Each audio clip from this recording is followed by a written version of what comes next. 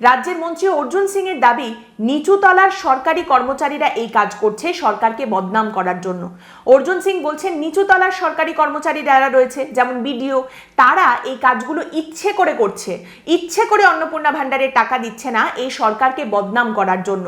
যাদের পাওয়ার কথা, যারা অন্নপূর্ণা ভান্ডারের টাকা পাওয়ার যোগ্য, তাদেরকেও ইচ্ছে করে হয়রানি করা হচ্ছে।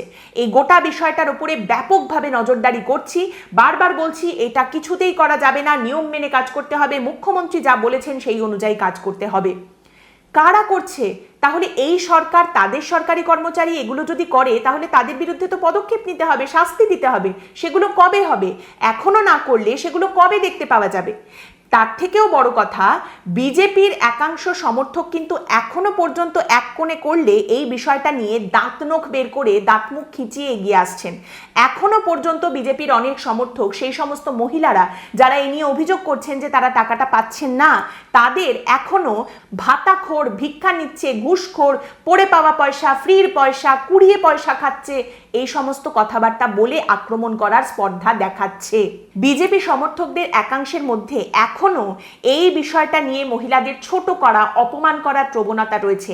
এখনো পর্যন্ত তারা এই বিষয়টা নিয়ে মহিলাদের ছোট করছেন।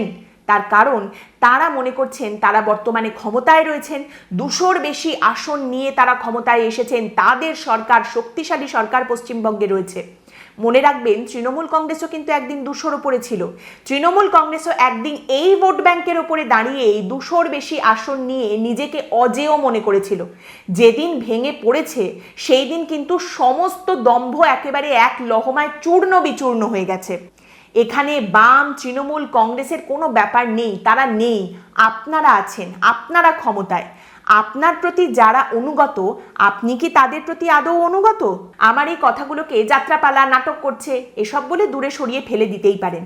যাদের দলে পাপিয়া অধিকারী, শর্বরী মুখোপাধ্যায়ের মতো দিকপাল অভিনেত্রীরা রয়েছেন, তারা যাত্রাপালা, নাটককে ছোট করে এ ধরনের কথা বলতেই পারেন, কিন্তু আলটিমেটলি এটা কিন্তু মনে রাখবেন যে এই লক্ষ্মী বা অন্নপূর্ণারা যদি রুষ্ট হয় তাহলে ভাত কাপড় তো অনেক দূরের কথা, টিকে থাকাটাই কিন্তু শিখেই উঠতে পারে।